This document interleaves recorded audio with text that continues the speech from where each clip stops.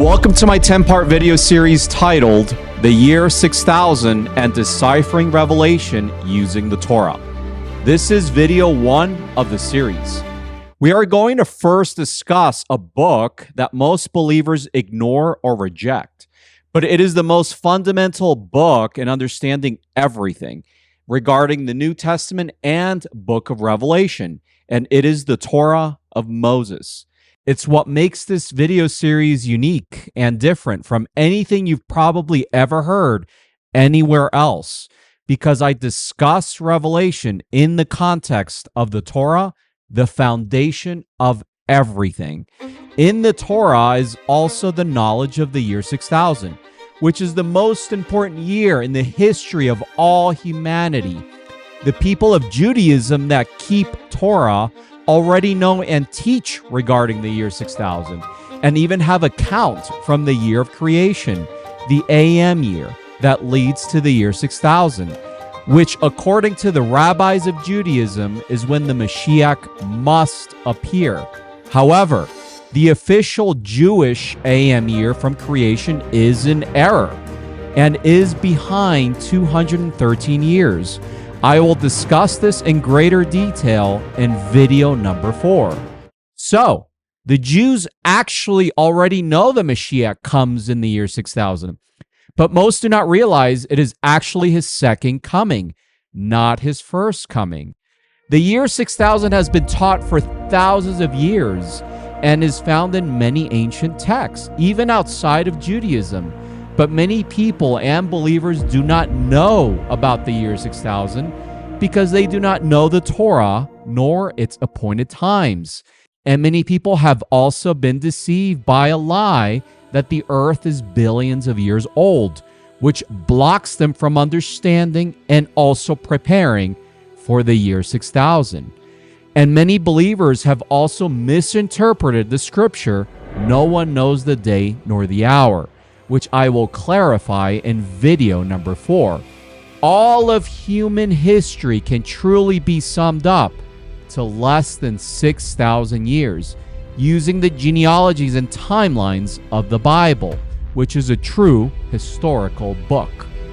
I will discuss the year 6000 in video number 4, and I will show you how many years are left until that very important year, based on my extensive research and precise timeline that I have developed, which is all based on the genealogies and timelines of the Bible. Very few people and historians in the history of all humanity have derived the true and exact number we are in since creation, if any at all, although some have come very close. I will present to you the true number we are in since creation in video number 4.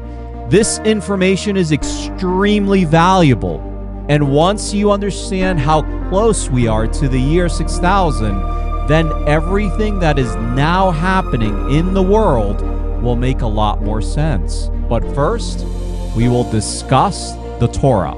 If you're watching this video from YouTube, be sure to click the subscribe button if you haven't already, to receive updates on new videos that I upload. And if you wish to donate to support these videos and our Kehillah, please click on the donate button below if you're watching from YouTube, or visit the link that now appears on screen. I only accept food, not money. And I do not accept money from YouTube or any video platform for these videos. I do these videos for free. To understand the book of Revelation, we have to first know and understand the foundation of the entire New Testament, and it is the Old Testament, which in Hebrew is also called the Tanakh. The word Tanakh is an acronym for the 3 sections it contains: the Torah, the Nevi'im, and the Ketuvim, TNK, Tanakh. The Nevi'im are the writings of the prophets, such as Isaiah, Ezekiel, and Daniel. The Ketuvim are other writings, such as the Chronicles and the Psalms. And then the Torah are the writings of Moses, such as Genesis and Exodus. We're going to focus on the Torah in this video. And throughout this video series, we will periodically be referring back to the Tanakh and its 3 sections to understand passages in the New Testament and also Book of Revelation. You might have seen a Torah already, which is a very long scroll written in Hebrew inside a beautiful ornate encasing. It is common to see them in Israel and in Jewish synagogues. The cases look like large trophies. They come in different styles and sizes. Every handwritten copy of the Torah is meticulously inspected to verify that not even one dot is missing. This is my Torah scroll here at my house, and it is handwritten in Hebrew, brought here from Jerusalem. Creating this handwritten copy of the Torah was very laborious. My Torah case is covered with turquoise crystals. It is my most loved possession, the Torah of God. The Torah is essentially the first 5 books of the Bible, which is why it is also called the Pentateuch. Penta meaning 5. The books are Genesis, Exodus, Leviticus, Numbers, and Deuteronomy. The Torah is not some book from some other religion, like, for example, the Quran in the Islamic religion. Many people confuse the Islamic religion with the Jewish religion, and they confuse the Quran with the Torah.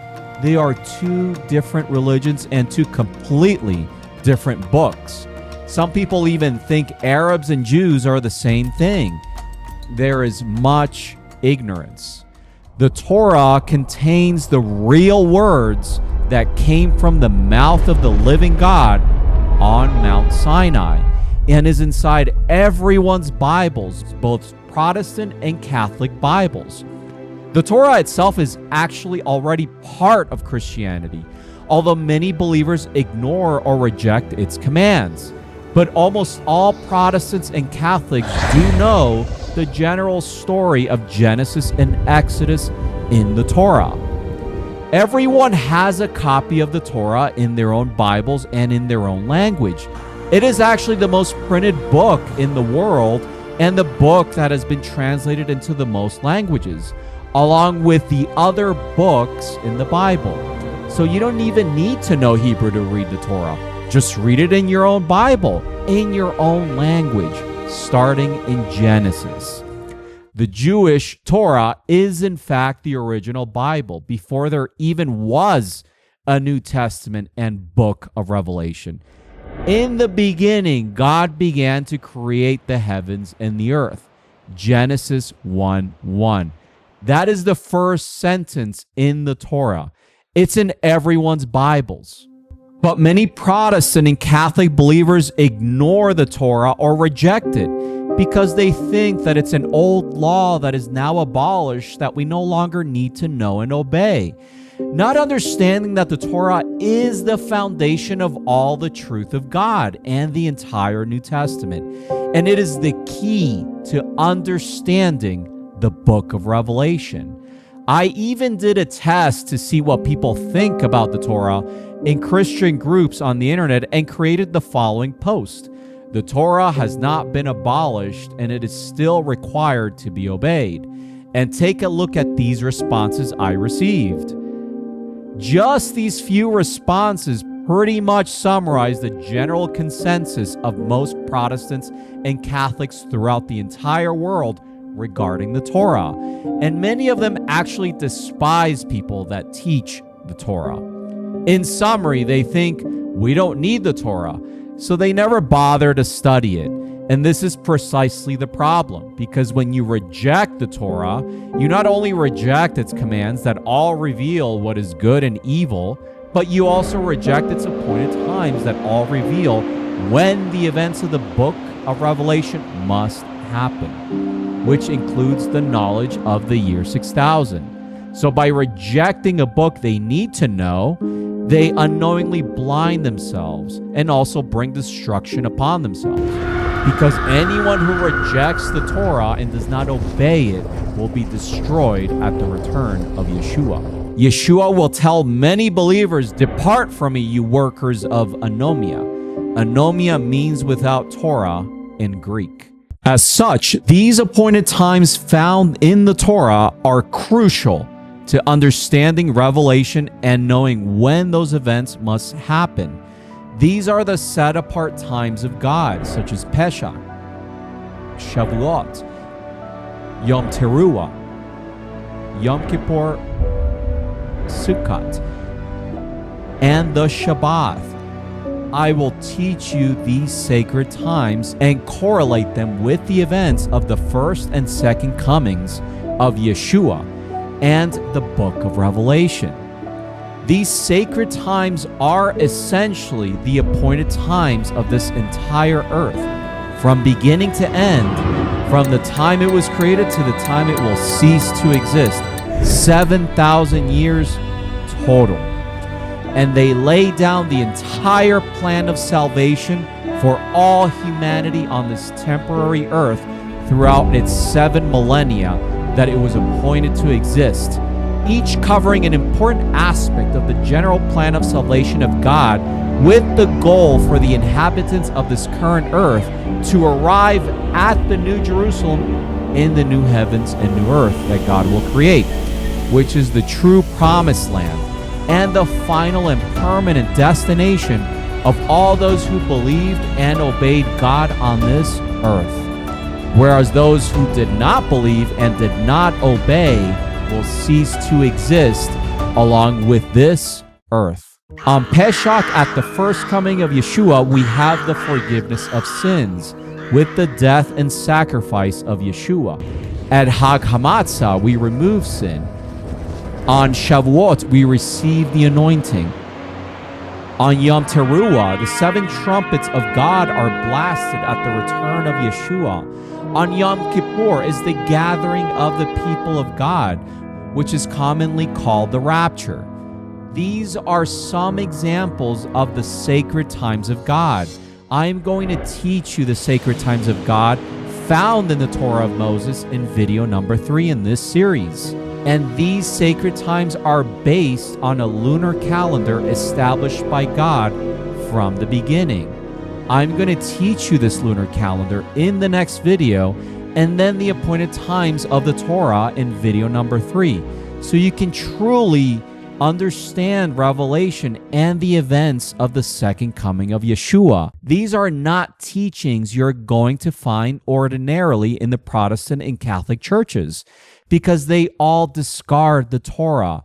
To truly understand the New Testament and book of Revelation, you have to first know and understand the Torah, the foundation of it all. And step by step, we will continue building knowledge on this foundation in each video in this series until we have a full understanding of Revelation and know when we can expect those events to happen. The Torah and its appointed times and calendar lay it all down for us to know and understand. So it is essential that you watch each video in order from the beginning, because each video constructs the knowledge of the previous video. So, why do most people ignore or reject the Torah? It really began with the Romans. The Roman emperors, who later became known as Roman popes, previously took the Jewish teachings of Yeshua and disassociated the Jewish Torah that they hated from his teachings, and created a new religion to strengthen their authority in the Roman Empire, which mixed some of their own pagan teachings with the teachings of Yeshua, which became known as Catholicism, which then became Protestantism as we know it today, with an idea of a Jesus and Trinitarian God that is completely foreign to Judaism and the Torah and Yeshua. They even created a false priesthood that mimicked the Levitical priesthood of the Torah and changed the Shabbat of the Torah to Sunday, and even deified different biblical persons, such as the apostles and Mary, and presented Yeshua to the world as a mere baby in subjection to the Mother of God, Mary, while discarding the Torah of God. All of this has happened in fulfillment of prophecy, because the Roman succession of authority that began with emperors then became popes are the Antichrist. They are the ones who are destined to deceive the entire world, which has already happened. I will explain this in greater detail in video number 7. Modern-day Catholicism and Protestantism are essentially false religions that negate the Jewish Torah that Yeshua himself practiced and taught, and also expects us to obey. The true religion of Yeshua is Judaism, and that never changed. I did not come to abolish the Torah. Not one jot or one tittle will fall from the Torah until all is fulfilled. These are the words of Yeshua. The entire Torah in all its appointed times will be fulfilled at the return of Yeshua once his 1,000-year rulership is completed, which are the final 1,000 years of the 7,000 years total appointed for the existence of this earth.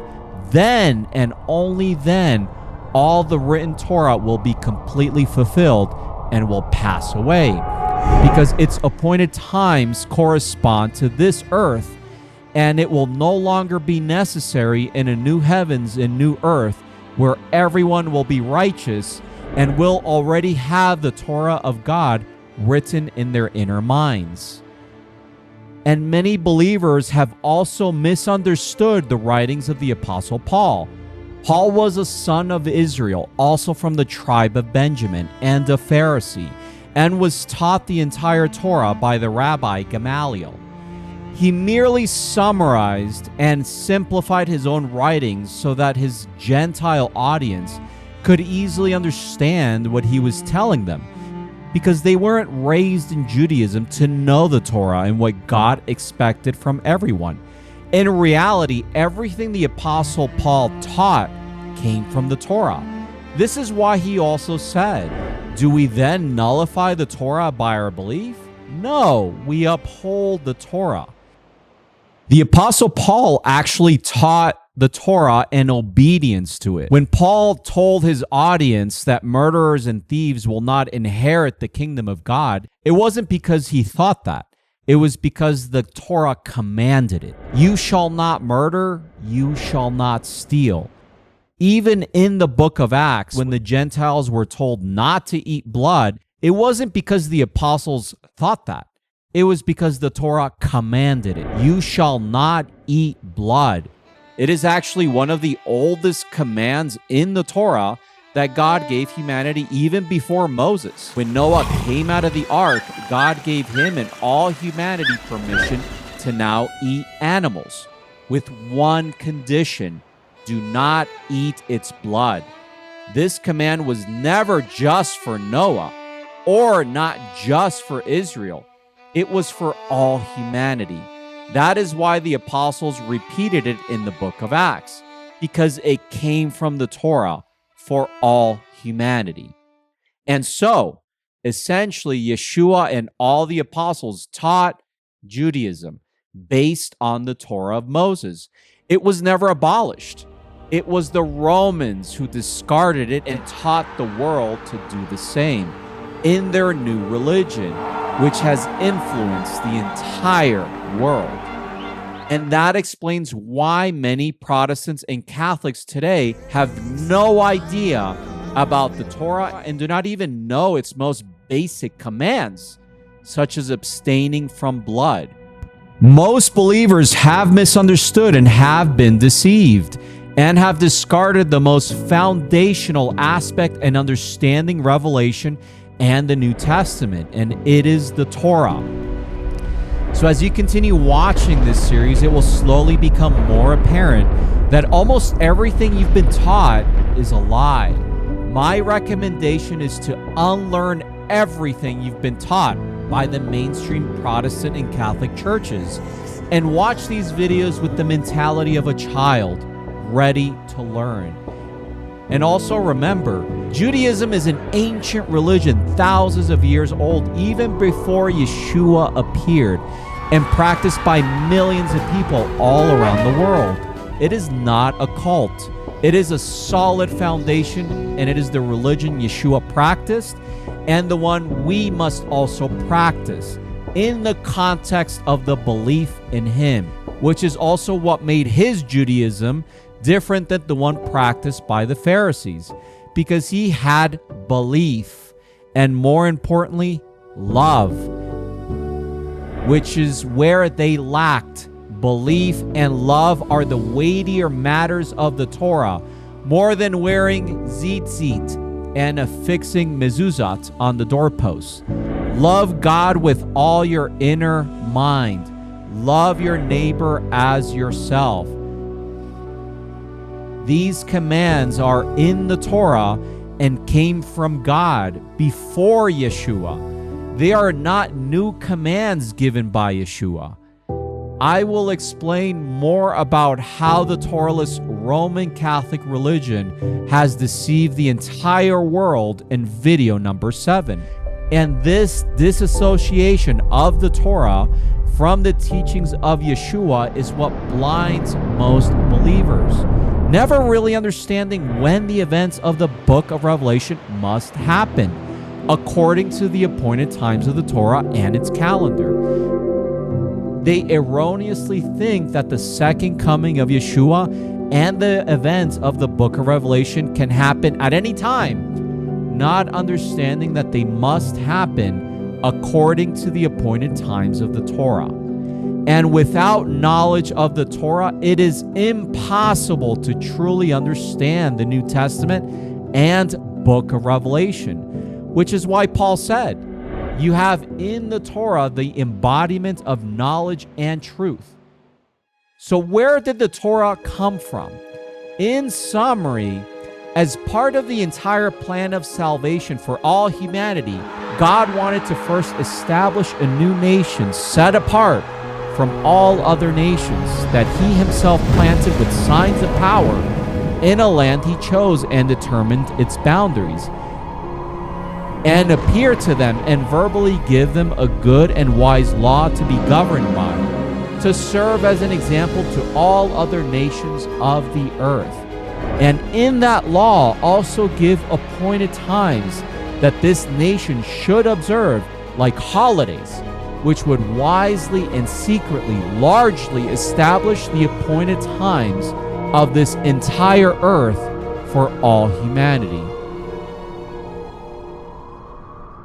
So, to achieve this, God first chose a particular man named Abram in Mesopotamia, whom God later changed his name to Abraham and called him out of his people. God revealed to him his Torah and his commandments and tested him. Abraham believed and obeyed the commands of God and passed the tests of God. So God established a covenant with him to build the nation that God wanted from his offspring, which today we know as the people of Israel, and to give him and his offspring the land where the nation of Israel is currently located, which was formerly called the land of Canaan. And the sign of the covenant that God established with Abraham was the circumcision. Every covenant of God has a sign. For example, the sign of the covenant that God made with all humanity to never flood the earth again was the rainbow. Then, around 430 years later, after God called Abraham, God first appeared to Moses in a burning bush and chose him to go to Egypt to free the nation of Israel from oppressive slavery there, to then give them the land that God had promised their ancestor, Abraham. Moses then appeared to Pharaoh on behalf of God and told him to free the nation of Israel. But Pharaoh refused, which God appointed would happen so that through the stubbornness of Pharaoh, he may reveal his tremendous power.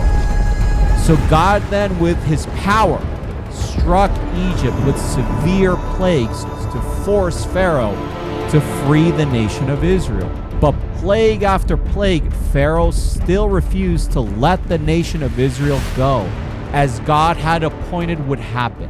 God turned their water into blood. God sent them frogs. God struck them with boils. God rained hail and fire upon them. God plunged them into darkness. Then God killed all their firstborn. because Pharaoh did not want to release the first nation established by God, Israel, the firstborn nation of God. Finally, after so many plagues and Egypt was left in ruins, Pharaoh stopped resisting and let the nation of Israel go. And God led them into the desert to the Red Sea. But Pharaoh once again resisted the will of God and sent his armies to pursue the nation of Israel. So God divided the Red Sea and led the nation of Israel through it. And the armies of Pharaoh continued in pursuit through it. But God closed the waters in on them, and the Red Sea devoured them. God then brought the nation of Israel to Mount Sinai in the Sinai desert, and there an angel in the representation of God descended upon Mount Sinai in power with fire, and the mountain was shaken, and there was lightning and dark clouds in the presence of the entire nation of Israel, who were terrified to see all of this. And there God verbally gave them commands, which Moses then wrote down in a book, which became known as the Torah of Moses. The Torah of Moses is essentially also the law of God, because these commands literally came from the mouth of God. Moses just wrote what he heard. Some commands were even written by the finger of God, which became known as the Ten Commandments. This is why the Torah is so sacred, even more than the texts written by the prophets, because the words written therein literally and audibly and visibly came from God in the presence of an entire nation of people. It is the most sacred text of all humanity, containing the literal words of the living God that created all of us. As such, the Hebrew word Torah means instruction. These instructions came from God for Israel and also for all humanity. You shall not murder is not just for Israel. It is for all humanity. Even the weekly Shabbat is for all humanity, not just for Israel. Everyone needs a day to rest in the week. And the millennial Shabbat it foreshadows is for all humanity, not just for Israel.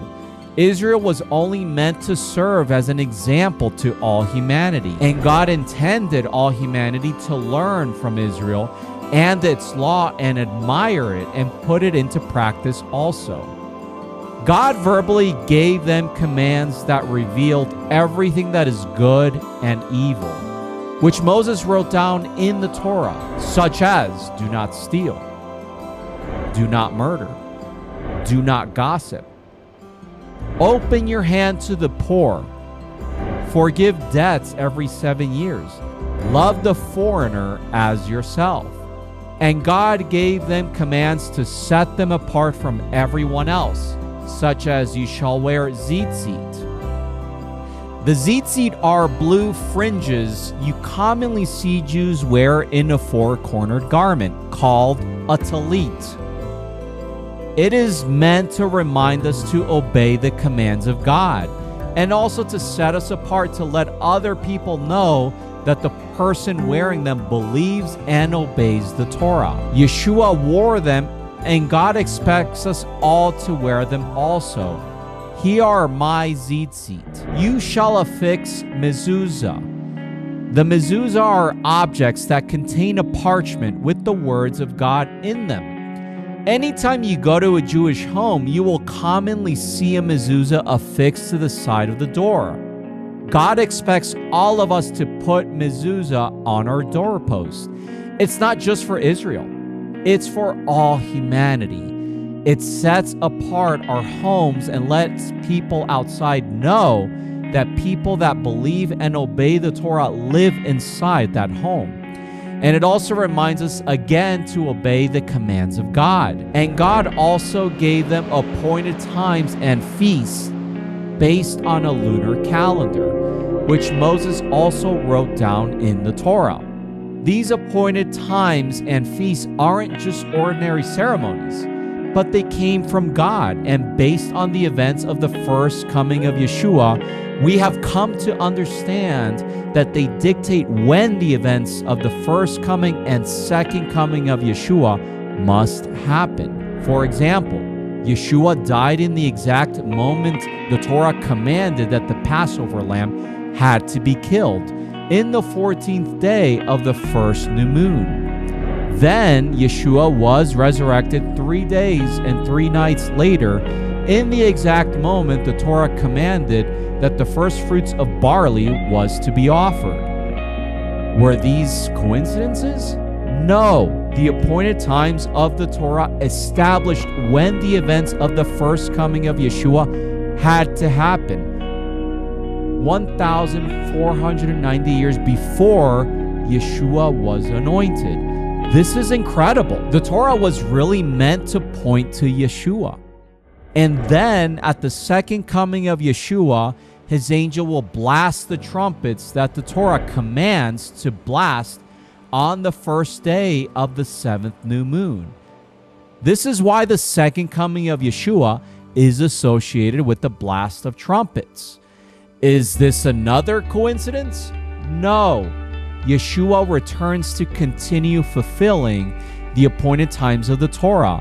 Not all of them were fulfilled by him, because there are ones that correspond to his first coming, and then there are ones that correspond to his second coming.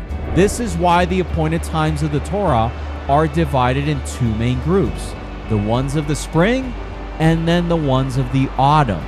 The spring ones correspond to his first coming, and then the autumn ones correspond to his second coming. These are just a few examples where we see how the Torah dictates important events in the first and second comings of Yeshua. These are not coincidences between the appointed times of the Torah and events in Yeshua, but rather, God gave Moses and the nation of Israel these set-apart times thousands of years prior to the events they represent in Yeshua, so that we who live further into the future during the heavenly and then earthly rulership of Yeshua may study them and know what to expect and when in our time, and also admire the wisdom and plan of God. Yet only those who study them have benefit and can see and are enriched in wisdom, whereas those who are ignorant or reject them are blinded. This is why Paul said, "These are shadows of things to come." So remember, each of these appointed times and feasts have a symbolic representation of significant and real events found in the first and second comings of Yeshua, and they must happen at specific times in accordance to the lunar calendar of the Torah. In the next video, I'm going to teach you the lunar calendar of the Torah, and I will teach you how to observe the moon to know what is the current day of the month in the Jewish calendar. Again, this is not something you're going to learn in the Protestant and Catholic churches. And then I'm going to teach you the appointed times of the Torah and how they dictate the timing of the events of the first and second comings of Yeshua in part 3 of this video series. And then we will move on to the topic of the mark of the beast much later in this series. You probably have never heard the explanation I'm going to give you regarding the mark of the beast, because my explanation comes from the context of the Torah and what it reveals regarding money and righteous weights. So again, I say, all of this is not information you're going to ordinarily find anywhere else. So please continue watching, take notes, rewatch the videos also if necessary, because this is a lot of information and you may not understand the first time. And share this information and videos with others so that others may also be informed. All of this is information I make available to you for free. I make no money from these videos or any of my publications, unlike the megachurch pastors who sell their books and content. I simply love the truth that is in the scriptures and the Torah, and love volunteering my time to help others acquire knowledge and understanding and wisdom of the same. Hence the name of my website, Wisdom of God. And because most believers reject the Torah is why all of them that read the book of Revelation have no deep understanding when those events must happen, because they do not know its commands and appointed times and calendar. The Torah is the other half of what a person needs to know to have complete understanding of everything. This is where believers of Yeshua fall short in their lack of knowledge of the Torah. That is why there are so many clowns and charlatans teaching in large churches, knowing nothing about God according to what the Torah reveals to us about Him, and collecting money from foolish believers who also do not know the Torah. They are all extremely deceived and clueless. And they are the ones who will be cast out at the return of Yeshua, because they did not know nor obey the Torah. The Greek word anomia means someone who discards the Torah, which is the law of God. Whereas the Jews fall short in their lack of belief in Yeshua, which then blinds them from the other half of what is needed to be known, which is the book of Revelation, which comes through belief in Yeshua. It is the revelation of Yeshua. The Torah dictates when the events of the first and second comings of Yeshua need to happen, and the book of Revelation tells us what exactly will happen at those precise times given in the Torah.